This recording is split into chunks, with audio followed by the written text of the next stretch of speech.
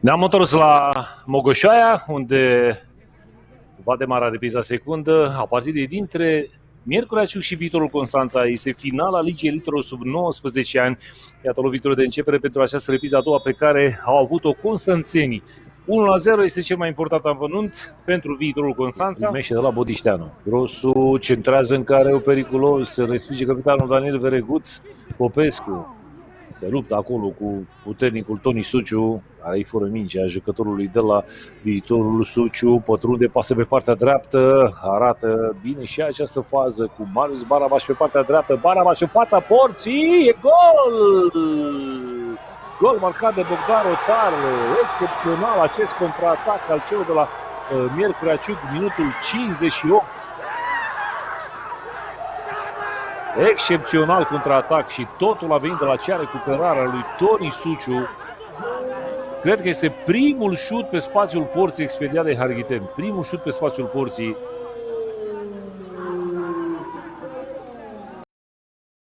În sfârșit avem și soare, iată aici la Mogoșoaia, așa printre nori. O vreme teribilă, parcă ne pregătim să întâmpinăm iarna, nu vara. Poate că apuceasă vremea în ultimele ore, în ultimele zile, de fapt. Minge trimisă în afara suprafeții de joc, de fapt în afara incintei, din margine cei de la Ciuc prin Silard Buidoșo.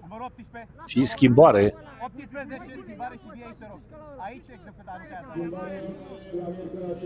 Este autorul golului. Și intră cu numărul 7, Botoroc.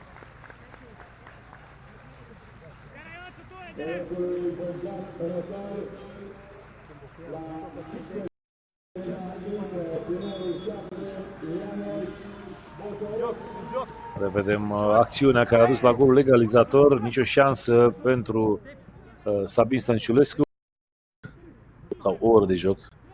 Recuperează Viitorul din nou. Pas în dreapta pentru Darius Grosu. Dominare din nou a constanțenilor, însă departe și nu cu prea multe bătăi de cap pentru poarta lui Albe Hunor.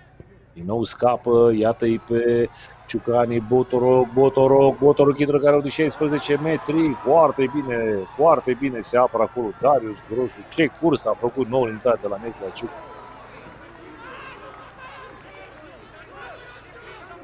Foarte mulți părinți ai jucătorilor celor două formații în tribună. Cu regularitate se vede că e peste media echipei. Ce pasă bună acum în adâncime. Gol pentru Miercurea Ciuc, minutul 79. Incredibil, marchează Botoroc. Minutul 79 dă lovitura echipa pregătită de Norbert Demeni. Ce bucurie și pe teren și în tribune. Incredibil, ciucanii conduc cu 2-1, o echipă Viitorul care pare rămasă fără energie și fără idei. Ce surpriză uluitoare ar fi ca Ciucul să câștige această ediție a Ligii Elitelor. Atât totul a venit la o fază care nu a anunțat mare lucru. Cred că pasa vine din nou de la Marius Barabaș. O zonă uriașă, liberă acolo în centrul terenului. O zonă care ne-a arătat o echipa Viitorului ruptă în două realmente. Din nou vine foarte târziu Darius Grosu, reușește să-l blocheze. Iată, din nou schimbare în formația constanțeană.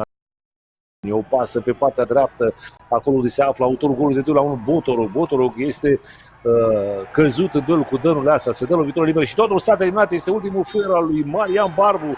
Fix de Miercurea Ciuc câștigă Liga Elitelor sub 19 ani. Incredibil, dar adevărat o surpriză de proporții.